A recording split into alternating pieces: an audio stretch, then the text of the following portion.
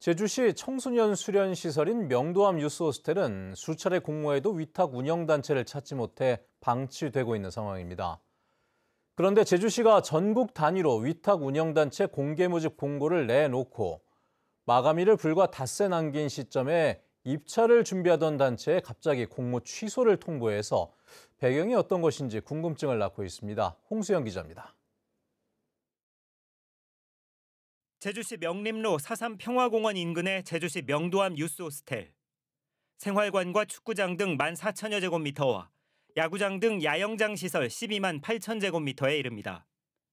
2023년과 24년 34억 원을 들여 시설을 리모델링하고 지난해 8월 위탁 운영자를 선정했지만 단체에 문제가 발견돼 취소되면서 제주시는 위탁기간 3년 조건으로 재공모에 들어갔습니다. 지난 2월부터 시작된 1, 2차 공모에 선정 희망 단체가 없자 제주시는 3차부터 모집 단위를 전국으로 확대했고 이달 30일까지 4차 공모를 진행하고 있습니다. 네 번째 공모에는 도외 업체 몇 곳이 입찰을 준비하고 있는 것으로 전해졌는데요. 그런데 이번엔 어처구니 없게도 제주시가 업체 측에 입찰을 포기해달란 뜻을 전달한 것으로 파악됐습니다.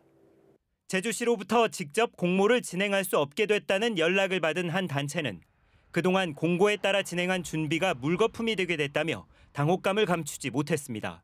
우리가 신뢰해야 될 그 관공서에서 갑자기 공고를 내놓고 마감되기 전에 그렇게 말한다는 것 때문에 저희들이 상당히 당황스러웠고요. 되게 허탈했죠. 배신감도 느껴지고요. 제주시는 3년의 위탁기간 조건에 대해 제주도가 변경을 요청해와 불가피하게 됐다고 밝혔습니다. 1년 단위로 이제 계약을 해달라는 이제 말씀이 있으셔서 그러면 어쨌든 그분의 입장에서 1년 단위 계약이라는 건 큰 의미가 없는 거거든요. 제주도는 시설 활용에 여러 방안을 검토하기 위한 조치라고 해명했습니다. 그 중간에 다른 사안으로 활용을 할 수가 없기 때문에 그런 부분에 대한 이 문제가 발생하지 않도록 기간을 다시 한번 검토할 필요가 있다고 그렇게 얘기를 했었죠. 하지만 이미 전국에 공고된 공모가 제주도의 요청으로 정상적인 진행이 어렵게 되면서 행정에 대한 신뢰가 깨지고 행정시 공모에 제주도가 부적절한 압력을 넣은 것 아니냐는 의혹마저 제기되고 있습니다. MBC 뉴스 홍수현입니다. 제주도가 30년 만에 고도지구를 해제하고 상업지역의 건축물 높이를 최대 160m까지 허용하는 방안에 대한 도민 의견을 수렴합니다. 트라우마 치유센터 등을 조성하는 제주 4.3 평화공원 활성화 사업도 공사에 들어갑니다. 이번 주 주요 일정을 박주연 기자가 전해드립니다. 압축도시 조성을 위한 고도관리 방안에 대한 도민 의견을 오늘부터 받습니다. 제주도는 다음 달 19일까지 도청 홈페이지 게시판과 서면 이메일 등을 통해 도민 의견을 받을 예정이라고 밝혔습니다. 제주도는 30여 년 만에 고도지구를 해제하고 주거지역의 건축물 높이 제한을 기존 45m에서 75m, 준주거지역 90m, 상업지역 55m에서 160m로 완화하는 방안을 추진하고 있습니다.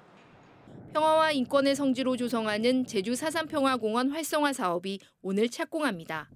제주도는 오늘 오전 제주시 봉계동 제주 4.3 평화공원에서 착공식을 개최해 사업 경과 보고와 축사, 기념 시삽 순으로 진행될 예정입니다.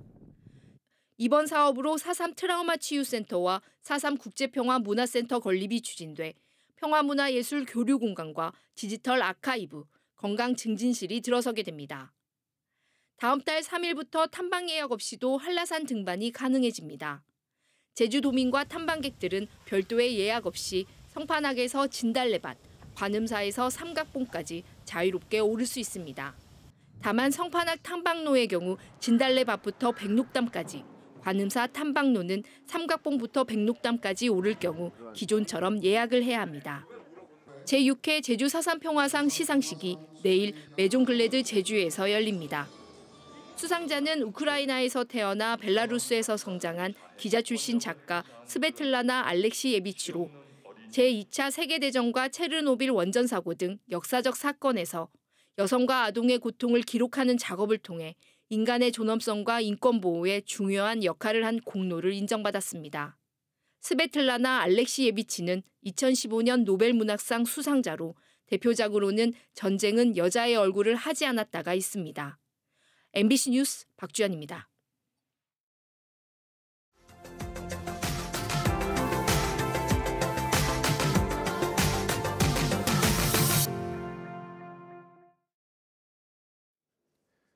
이번 대형 산불이 덮친 경북 북부 지역은 국내 최대의 사과 주산지이기도 한데요.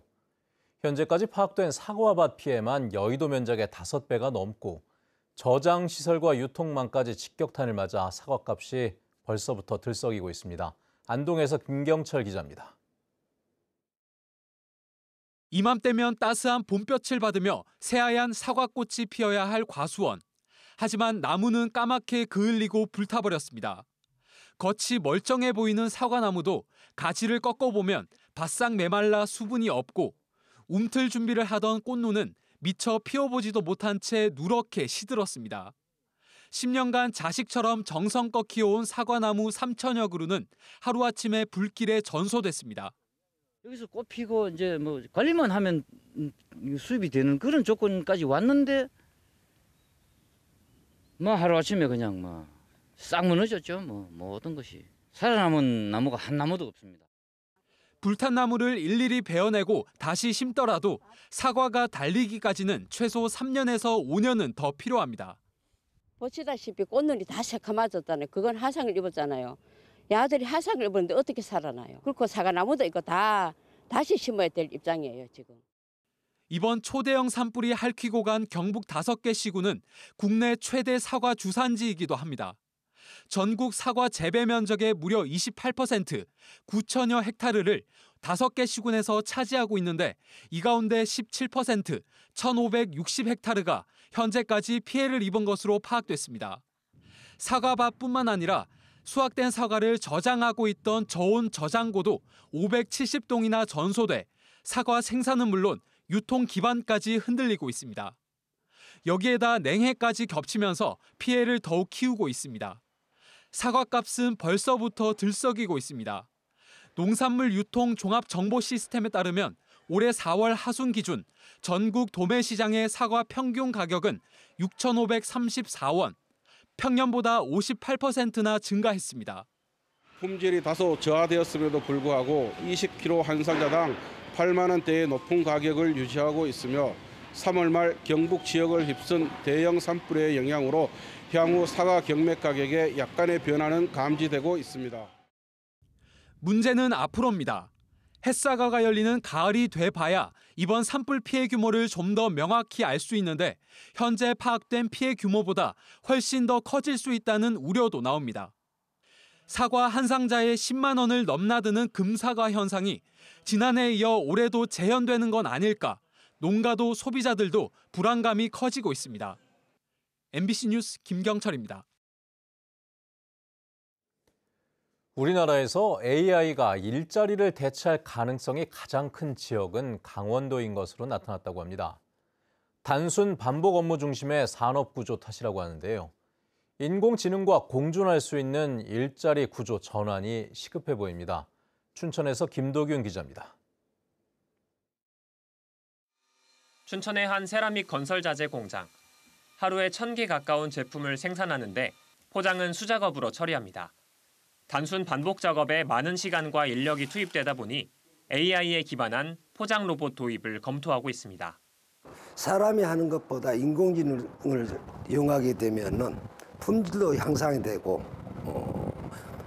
수량도 많이 생산이 되다 보니까 인건비를 줄이려고 종업원 대신 AI 로봇을 사용하는 음식점도 늘고 있습니다.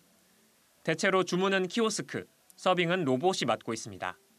효율적이고 이색적이란 반응과 함께 이러다 내 일자리가 사라지는 건 아닌지 걱정하는 분위기도 짙어지고 있습니다. 기계가 일자리를 대체하는 거에 대해서는 굉장히 우려가 많이 된다고 생각합니다. 특히 강원도의 일자리는 AI 대체 가능성이 높습니다. 고려대학교 연구팀이 AI 일자리 대체 위협 지수를 발표했는데 강원도가 전국에서 최고 수치를 기록했습니다. 주요 직종이 매장 판매원과 조리사 등 AI 기술로 대체 가능성이 높은 직종이기 때문입니다. 산업 역시 관광과 숙박, 음식 서비스업에 집중돼 있어 첨단 기술 영향을 직접적으로 받을 수밖에 없습니다. 앞으로 인공지능이 로봇 기술에 입혀지면서 반복적이고 인지적인 노동이나 아니면 비반복적이고 육체적인 노동 직종으로도 조금씩 확대될 것 같아요. AI 기술과 공존할 수 있는 방식으로 강원도의 일자리 정책 방향을 다시 설계하고 산업 구조를 고부가 가치 중심으로 전환해야 하는 시점입니다. MBC 뉴스 김도균입니다.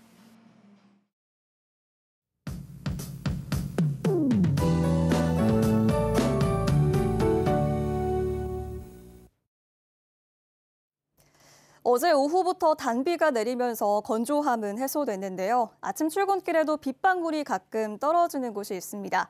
오늘 아침까지 약하게 비가 오는 곳이 있겠고 중산간 이상 지역에서는 안개도 짙게 끼겠습니다.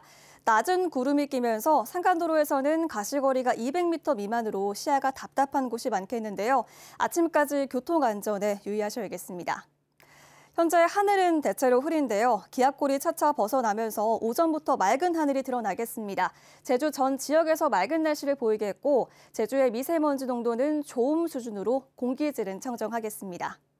월요일 아침 현재 기온입니다. 북부 지역 14도, 서부 지역 13도, 남부 지역 15도 보이고 있고요. 산지 성판악은 10도로 시작하고 있습니다. 오늘 낮 최고 기온은 북부 지역 19도, 동부 지역 21도, 남부 지역은 22도까지 오르겠습니다. 한낮에는 포근하겠는데요. 오늘도 낮과 밤의 기온 차이가 10도 내외로 커서 일교차에 유의하셔야겠습니다.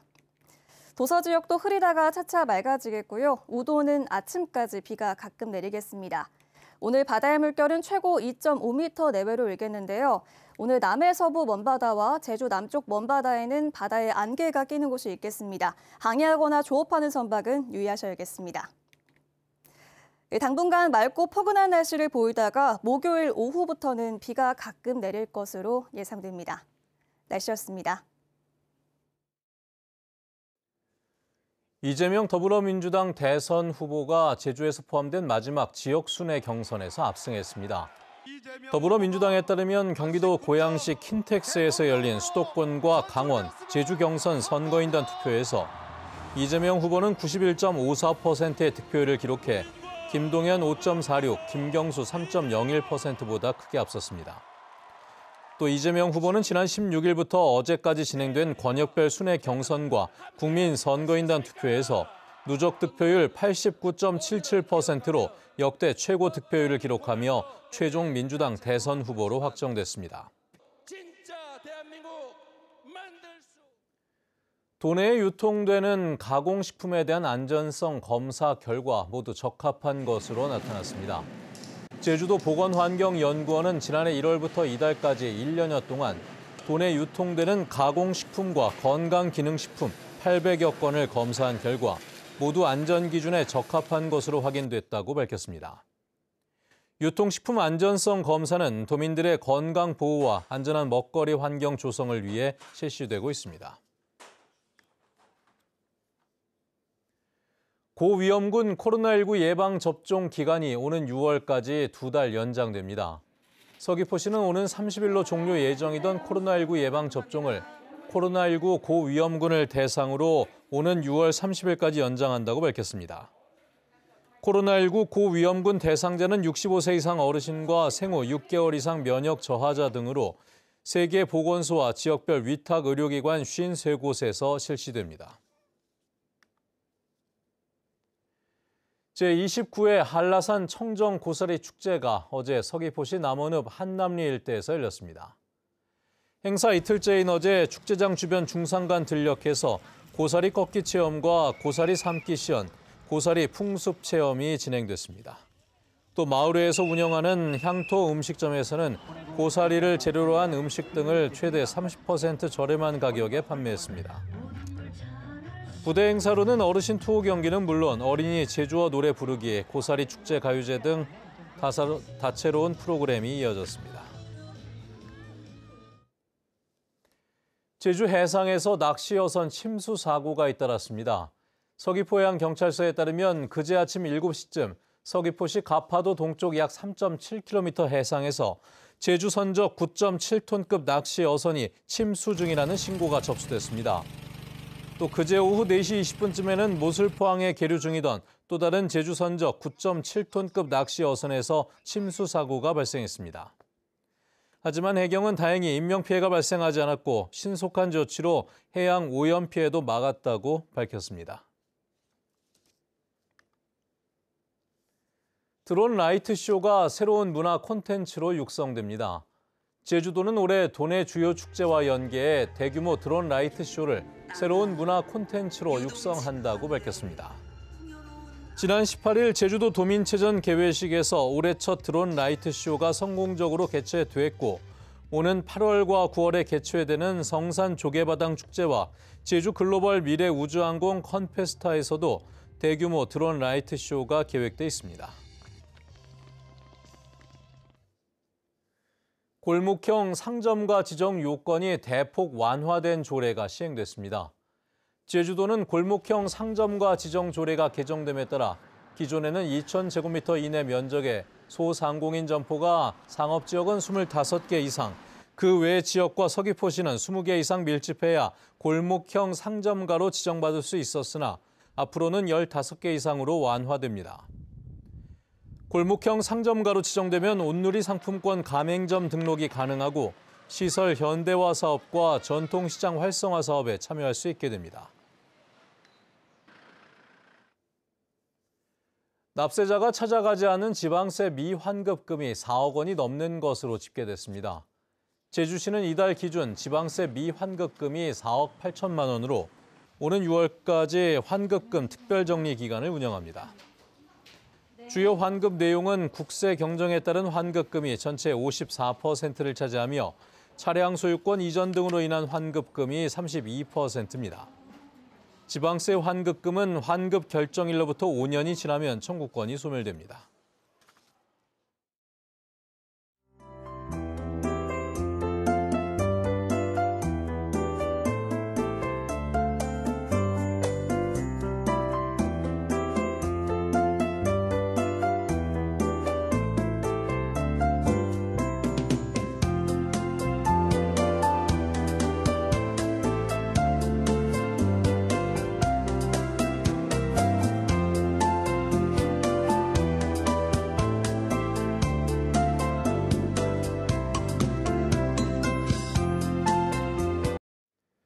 네, 뉴스투데이 제주를 마칩니다. 시청해주신 여러분 고맙습니다.